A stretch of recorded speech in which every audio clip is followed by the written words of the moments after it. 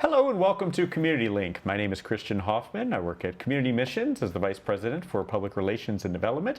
And Community Link is Community Missions' opportunity to talk a little bit about our programs and how we serve Niagara County and how you out there might be able to help us to do just that.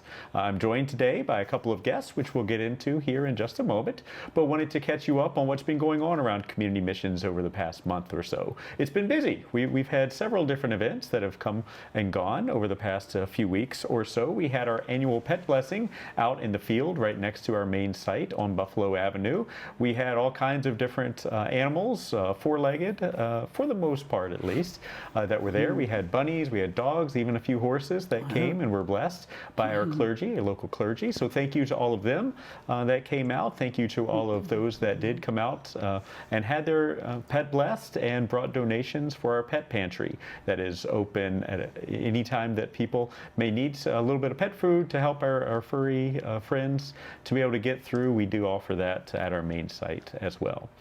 We also had a meat raffle, so we brought in a few $1,000s. We are actually in process of making sure that all of our buildings that have staff in them have automatic external defibrillators, so AEDs are going in, and the proceeds from our meat raffle are going to purchase the last couple of AEDs that we need. So thank you so much to all those that supported the meat raffle in some way, and those that came out to the Socorro Post in North Tonawanda a couple of weeks ago to support a fun night that we hope to continue on doing. We had them before COVID, but this is our first time getting everybody back together since the pandemic and such hit us.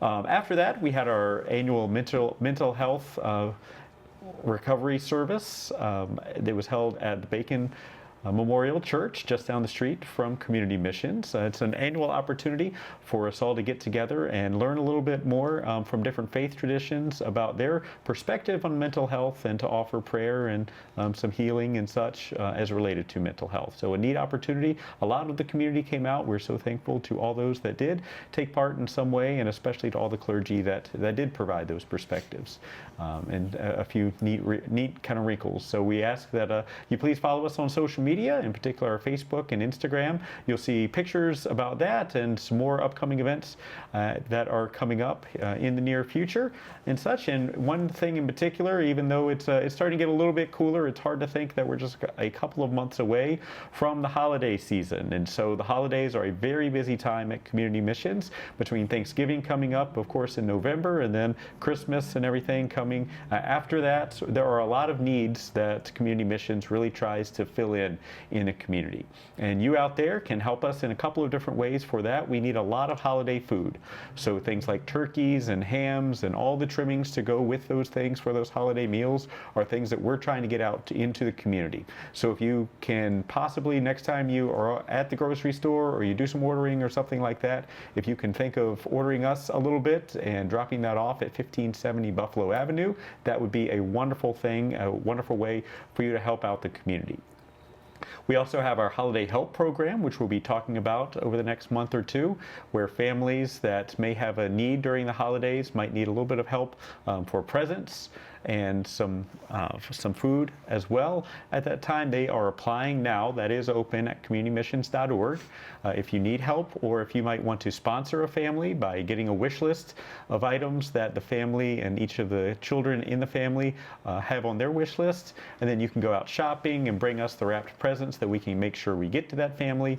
It's a wonderful way to kind of give back during the holidays. We have kind of families that have gotten a little bit older that don't necessarily need to exchange presents under the Christmas tree. Instead of buying each other presents, that they like to go and do this as kind of a nod back to going shopping, for the little ones. Well, we have lots of little ones that need shopping for. So again, all of that can be found on our social medias, Facebook or Instagram in particular, or communitymissions.org. You can go to our Holiday Help page, and there's lots of information there about signing up if you do need some help or if you're willing to give help during this holiday season.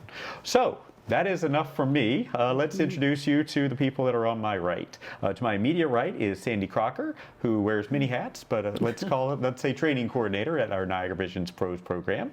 And then to her right is Carla McKenna. She is our newly instated program manager officially. Been with the program for a while, which we'll get into, but a new role. And then we have Jim Laughlin as well, joining us, one of our PROS participants. So welcome, everyone. Thank you. Thank you.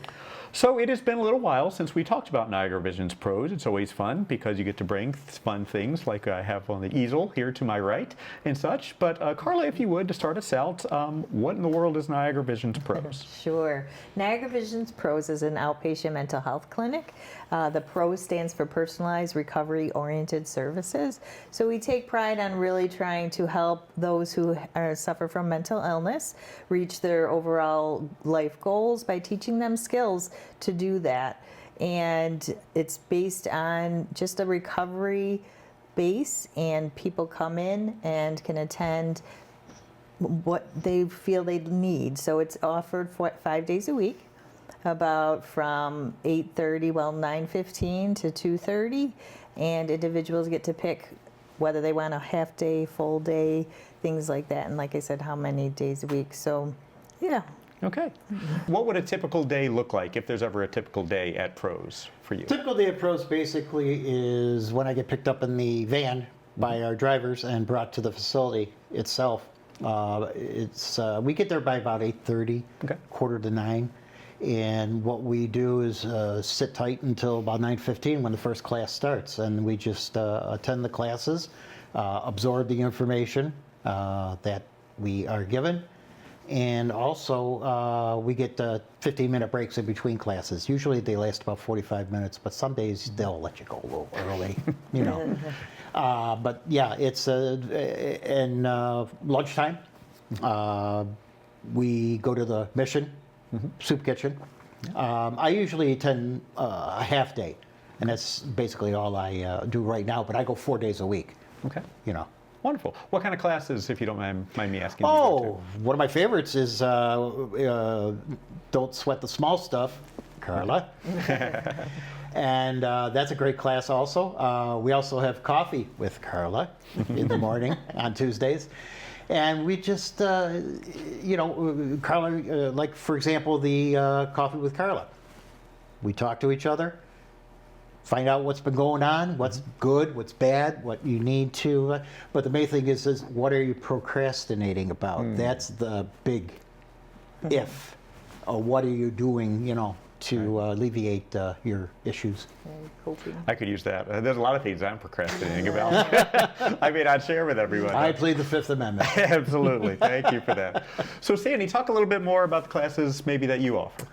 Well, I'm an art therapist, so I run 2-3 art groups, and one is on Tuesday morning for a couple hours, and then I just started a specific art therapy group Wednesday afternoon, and then there's another art group on Friday afternoon. So I brought some samples. Wonderful. And let me talk about this one first. This is a mask, and the lesson was about, on the front of the mask, draw or paint or, put on their design how you feel people see you. How do people see you? And so this was an example, and you can see, she's got flowers and rainbows. She's a very delightful person. She's pretty outgoing. She's just pleasant to everybody. You can see she has her lipstick on and clouds and, different things. It's kind of a happier type of picture. And then on the other side, she was to depict how she really feels inside, the real her, which is quite astonishing. Trying to get that in right. And so you can see the big black, very disturbing. So she has a lot going on. She cries, she has fear. These are things people don't usually see. She put that she is a fighter. And there's a Band-Aid where she covers up her hurts and her pain. And so it was a very moving exercise for her and the others in the group as well, because we often don't think how we really feel versus to what we project. And so it was a meaningful self-realization type of exercise. Then I have this is called a soul. I don't know how well you can see that. This is a soul collage, and they are asked to pick out pictures that you connect with. So it's a very personal connection. This person liked coffee, and just, you could tell she looks like she's just kind of in a pleasure mode, just relaxing, nature, surrounded by nature. So that was part of it. And when they finish this, it's very moving because I have a slip of paper that they have questions to answer that they didn't think of when they were collecting and doing their collage. The first question is, I am one who, and you answer that. This person put, wonders about many things. I bring the feeling of intrigue, spontaneity, comfort, and peace. These are things you really have to think about. I am curious about the inner workings of mankind. Wow. The gift I bring is making you think deeper about yourself and who you are. And then the last one, I want you to open up yourself. So this person really thought about the questions and then the connection to the, I've had people cry, did this recently. It was just so moving for her. She cried about it when she was explaining what it meant to her, because they become very personal. Sure, because you're picking pictures that really you connect with. And so that's part of our therapy. And then we just have our resident artist here. His name is Dave. He said that's fine to say his name. He's just, I don't have to say anything. He's just really, really good in art. He came to program. He used to be an artist. He came to program and really got in touch with his painting and, started painting again. He's done several paintings that are just outstanding. We do have a show going on now connected with Niagara University on 7th and Niagara Street in Niagara Falls. So there is a show going on there if anybody would like to see it. It has a lot of his paintings and various other paintings that people did through art therapy or just, painted. So had fun painting. I think it's always neat. The way I explain it to people about your work is you can take somebody like me with absolutely no artistic talent whatsoever and work with them in the therapy piece. Yes. And then you have people that are wonderfully talented. Yeah. And that you can work with the full spectrum.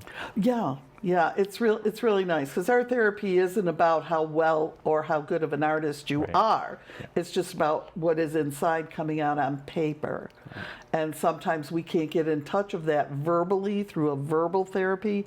So art therapy is a really unique way to bring something out for people to talk about. So is everyone at Niagara Visions PROS, are they connected to the art and art therapy? Not always. Okay. People that want to, they can explore. When people come in, sometimes they'll try a class and then make a decision if they want to stay on. And we have all different kinds of art going on in the art group on Tuesday. We've even had dot painting, diamond art. That was a big rage for a little while. It's kind of gone down, but you could do stuff like that. I have canvas you can paint on. I have collage materials. I have a whole array of different kinds of paint. So, and different kinds of canvas and such. So there's a lot of different things a person can do. Great. So Carla, talk about when somebody comes into the program, how are the classes kind of chosen? How does that work? So they come in for an intake appointment and we give them a tour of the program. We explain what our services